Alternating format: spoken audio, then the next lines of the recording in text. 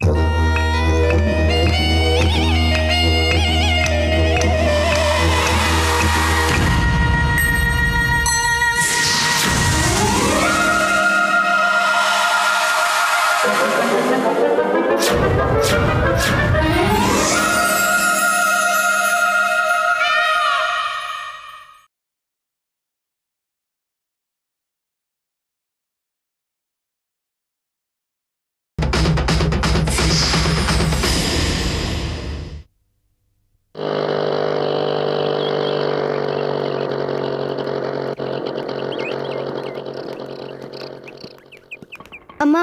2 மாசமா ரிலீஸ் ஆன படத்தை நாங்க எதுவுமே பார்க்கல.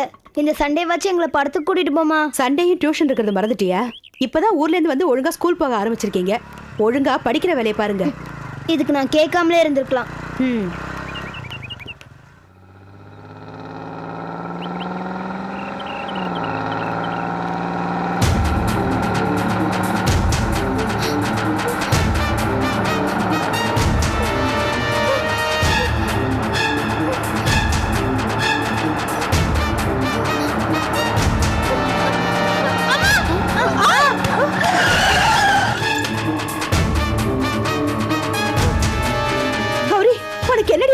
ஏன் இப்படி எங்களை தள்ளி விட்ட? அம்மா, அந்த கார் உங்களை இடிக்க வந்ததுமா, அதான் உங்களை தள்ளி விட்டேன். காரா? என்னடி சொல்ற? கார் எங்க வந்துச்சு? இப்பதானே இந்த பக்கம் போச்சு. ஏ கௌரி, லூசா நீ? கார் எங்க வந்துச்சு? சைக்கிள் தானே வந்துச்சு. இல்ல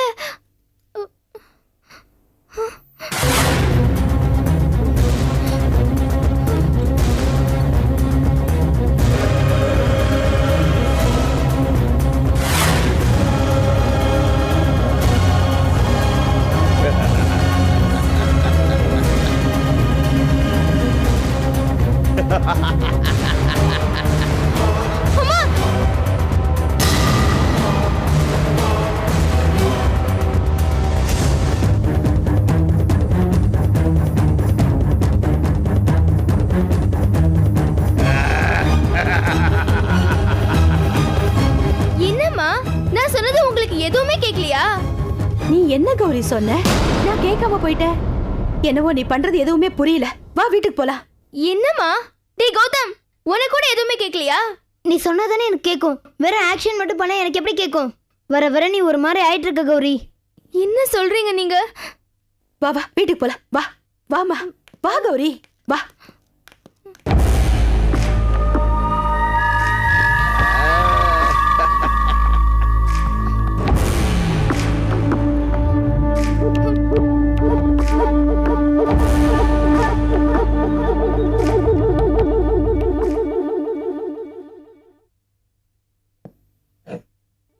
கனக,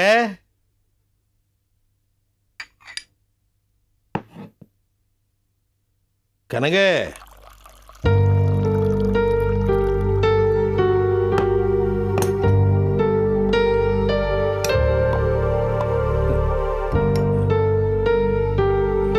பசங்க சாப்பிட்டாங்களா? சாப்பிட்டாங்க. எங்க பசங்க எங்க? மாடியில படிச்சிட்டு இருக்காங்க. என்ன ஆச்சு உனக்கு? நீ தான் இங்க இருக்கிற. உன் ஞாபகம் எல்லாம் வேற எங்கேயோ இருக்கு.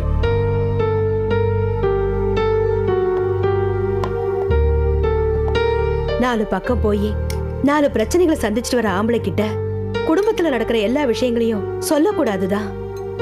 ஆனா நம்ம வீட்டுல அப்படியா இருக்கு?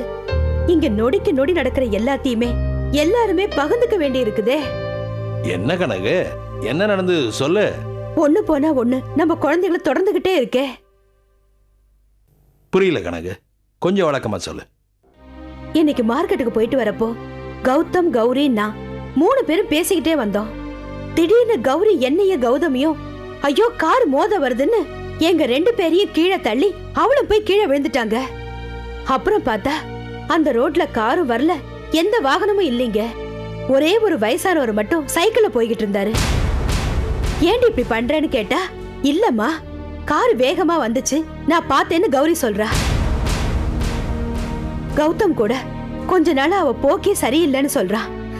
இவ ஏன் இப்படி பண்றான்னு தெரியல. காரு வராம எதுக்கு கௌரி வருதுன்னு சொல்ல போறா? நீ கவனிச்சிருக்க மாட்ட.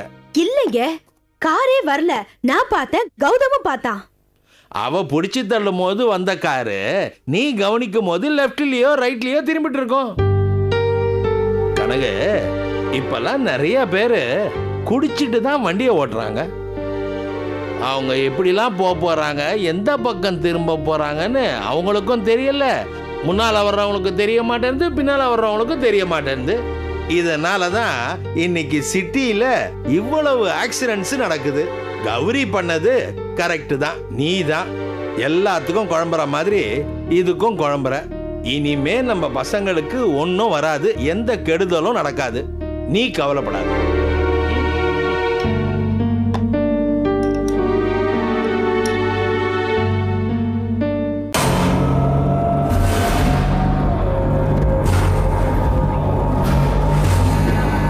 நமது இரத்த இன காட்டேரியின் சாம்ராஜ்ய எல்லைகள் வேகமாக விரிவடைந்து கொண்டே வருகிறது. நாம் கடித்து பசியாறிக் கொண்டிருக்கிற அதே நேரம் நாம் கடித்தவர்கள் நமது இன விஷ வித்துக்களாக இம்மண்ணில் ஊன்றப்பட்டுக் கொண்டிருக்கிறார்கள். இருந்தாலும் கூட முன் எப்போதும் இல்லாத அளவிற்கு நம் முன் மூசா மிக பெரும் தடையாக இருக்கிறான். நம்மைப் போலவே அதீத சக்தி பெற்றுள்ள அவனையும் அவன் குடும்பத்தாரையும் ஒவ்வொரு முறையும் ஏமாற்றிவிட்டே நாம் நமது பணியை தொடர வேண்டியிருக்கிறது. ஆம் தலைவா, மேலை நாடுகளில் நமக்கு சிலுவைகள் மட்டுமே தடையாக இருந்தது. ஆனால் இங்கோ மூசாவையும் சிலுவையையும் தொடர்ந்து வேலும் பிறையும் நமக்கு தடையாக இருக்கிறது. எம்மை உற்சாகப்படுத்தி வழிநடத்தி செல்ல வேண்டிய தளபதியே தடைகளை எண்ணி தளர்ந்து போவது நாங்கள் தளபதி மீது கொண்ட நம்பகத்தன்மையை சந்தேகிக்க வைக்கிறது.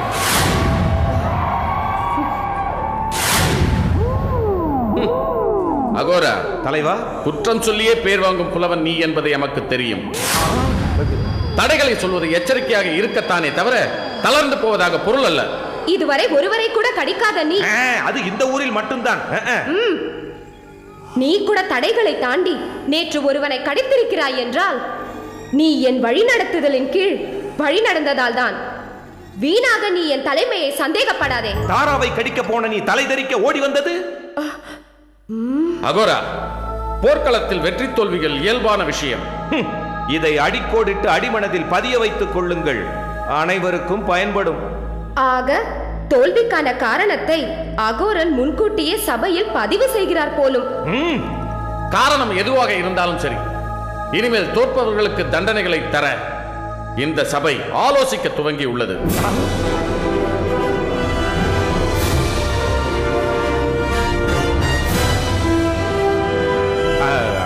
அது சரி தலைவா, இதில் யாருக்கும் விதிவிலக்கு இல்லையே.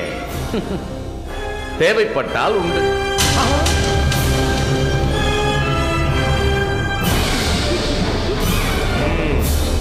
என் ஒருவனுக்காகவே கடும் சட்டங்களை ஏற்றுகின்ற விசித்திர சபை இது. புலம்பியது போதும். அடிசாயும் அந்தி வேளை வந்துவிட்டது. செடியின் குறிப்பறிந்து துடிப்புடன் வேட்டைக்கு கிளம்ப தயாராக இருங்கள்.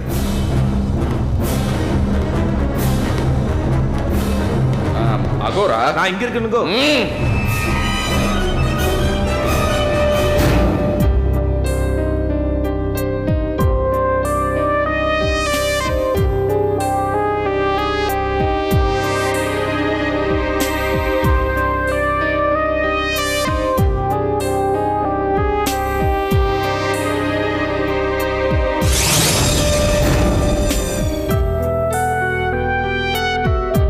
எவ்வளவு ஜாக்கிரதையா இருந்தாலும் அந்த ரத்த கட்டேரிக்கு 3 குழந்தைகளும் பலியாயிட்டாங்களே. அவங்க போதாத காலம் தான் சொல்லணும், வேற என்னத்த சொல்ல? அது எப்படி அப்படி சொல்ல முடியும்? போர்க்களத்துல தோத்தா தோல்வி போர் கருவிகளுக்கா இல்ல போரிட்ட போர் வீரர்களுக்கா? போர் வீரர்களுக்கு தான். நாம தான் போர் வீரர்கள், தோல்வி நமக்கு தான்.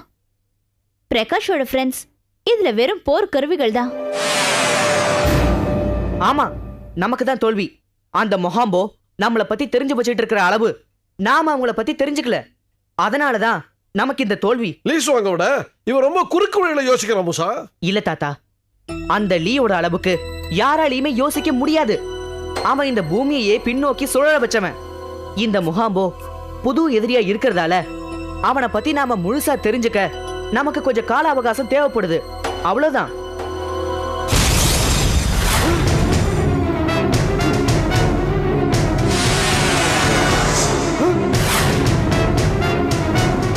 என்ன மூசா, என்னாச்சு?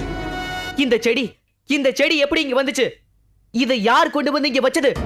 இது எப்படி நமக்கு கிடைச்சது? ஏன் முசா, என்னாச்சு? முதல்ல இது இங்க வந்த வழியை சொல்லுங்க. ஒரு செடி விற்கிறவன் கொண்டு வந்து, இது தெய்வீக மூலிகை செடி, நீங்க மருந்து அரைக்கும் போதெல்லாம் இதுல இருந்து ஒரு இலையை கிள்ளி போட்டு அரைச்சு நோயாளிக்கு கொடுத்தீங்கன்னா நோயோட வீரியம் பாதியா குறையும்னு சொல்லி கொடுத்தான். உடனே நீங்க இதை வாங்கி வீட்டுக்குள்ள வச்சுட்டீங்களாக்கும்? ஆமாப்பா, அவன் தான் நிழல்ல வச்சு வளர்க்க சொன்னான். இதை நாம வளர்க்கறதுக்காக அவன் நம்ம வீட்டுல இதை வைக்க சொல்லல, நம்மள அழிக்கிறதுக்காகத்தான் இதை நம்ம வீட்டுக்குள்ள வைக்க சொல்லிருக்கான். என்னப்பா சொல்ற? வந்தவன் செடி விக்கிறவனும் இல்ல, இது தெய்வீக மூலிகை செடியும் இல்ல, இது ஒரு மந்திர செடி. இதை எதுக்காகவோ நம்ம எதிரி முகாம்போ இதை இங்க கொண்டு வந்து வச்சிருக்கான். எப்படி சொல்ற மூசா?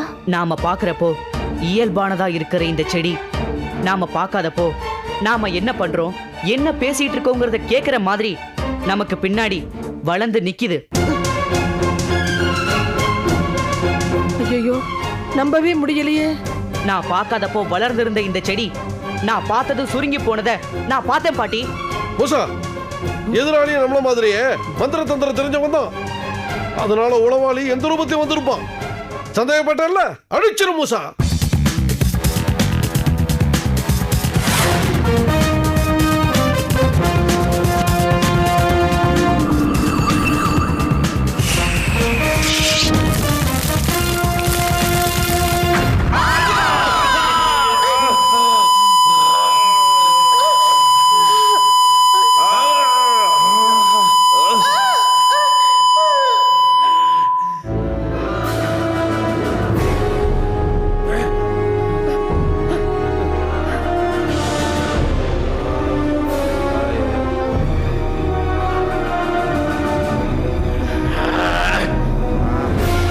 துப்பறியும் செடியை அடித்து விட்டால் நம் செயல்பாடுகளை தடுத்து விடலாம் என்று மூசா தப்பு கணக்கு போட்டு விட்டான். எதிர்ப்புகளை சந்திக்கும் போதுதான் நமது திறன் பல மடங்காக அதிகரிக்கும் என்பதை அவனுக்கு உணர்த்தும் விதமாக நமது இன்றைய வேட்டை அமைய வேண்டும். தலைவா, என்ன? இல்ல, ஏதோ பேசுனீங்கன்னு தெரியுது. என்ன பேசுனீங்க? வெறும் வாயை மட்டும் அசைக்காதே, ஏதாவது பேசி தொலை. ஏதோ ரகசியம் பேசுகிறார்கள். என்ன?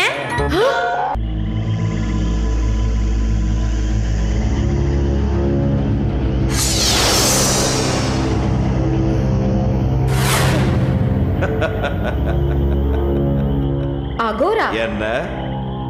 உனக்கு என் உதவி தேவைப்பட்டால் வெட்கத்தை விட்டு கேள், உதவுகிறேன். யார் உதவியை நம்பியும் இந்த அகோரன் இல்லை. யாமே தனித்து இயங்கிக் கொள்வோம்.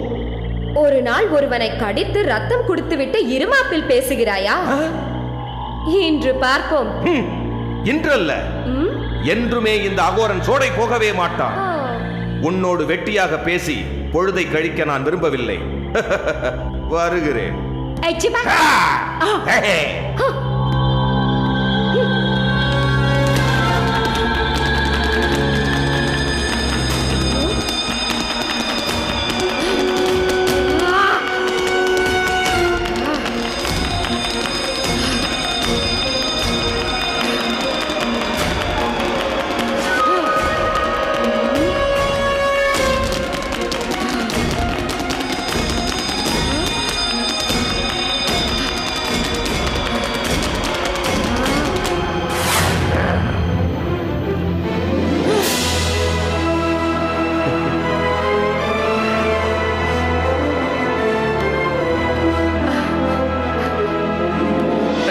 தலைவா, என்ன நீங்களும் வேட்டைக்கு வந்து விட்டீர்களா? அப்படியானால் வாருங்கள், சேர்ந்தே வேட்டையாடுவோம்.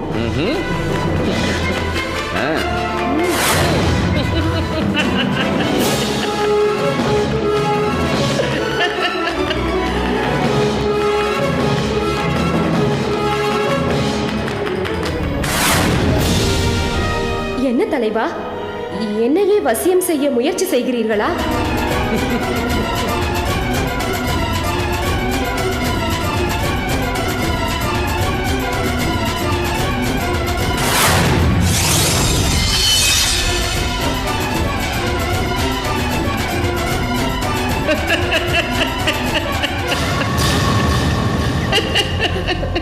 தலைவா, என்ன விளையாட்டு இது? மரண விளையாட்டு. ஏய், யார் நீ?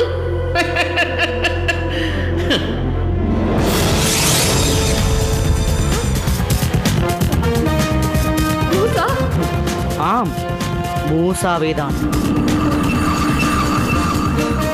ஏய் சிறைப்பட்ட சிற்பமே, உன் தலைவன் உன்னை தேடி வரும் வரை என் வீட்டில் வந்து ஓய்விடு.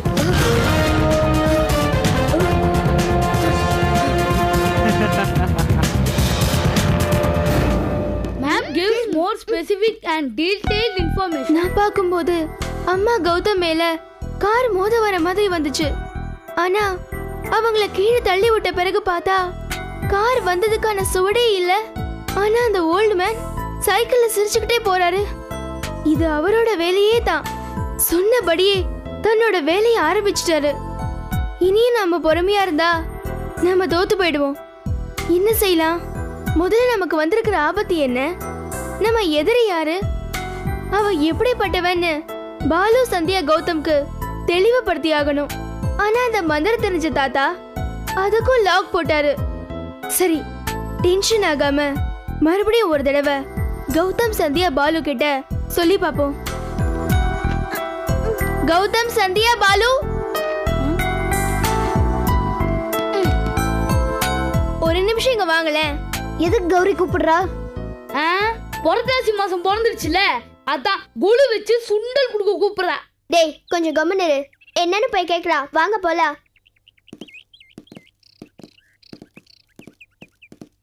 கௌதம் சந்தியா பாலு, நான் இப்ப சொல்ல போற விஷயத்த நீங்க டென்ஷன் ஆகாம கேப்பீங்களா? என்ன சொல்லு. அந்த விஷயம் தாத்தாவை பத்தி தான். ஆஹா, ஆரம்பிச்சிட்டாயா? Balu please be serious. Okay okay சொல்லு.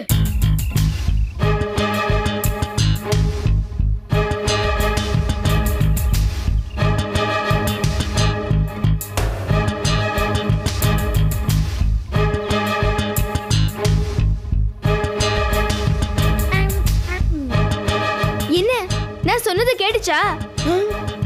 நீ இப்போ கேட்டுச்சான்னு கேட்டது மட்டும்தான் எங்களுக்கு கேட்டுச்சு, மத்தபடி உன் லிப்பு தான் ஆடிச்சு. சரி, இப்போ நான் பேசுறது உனக்கு கேக்குதான்னு பாரு. டேய் புர்ரா.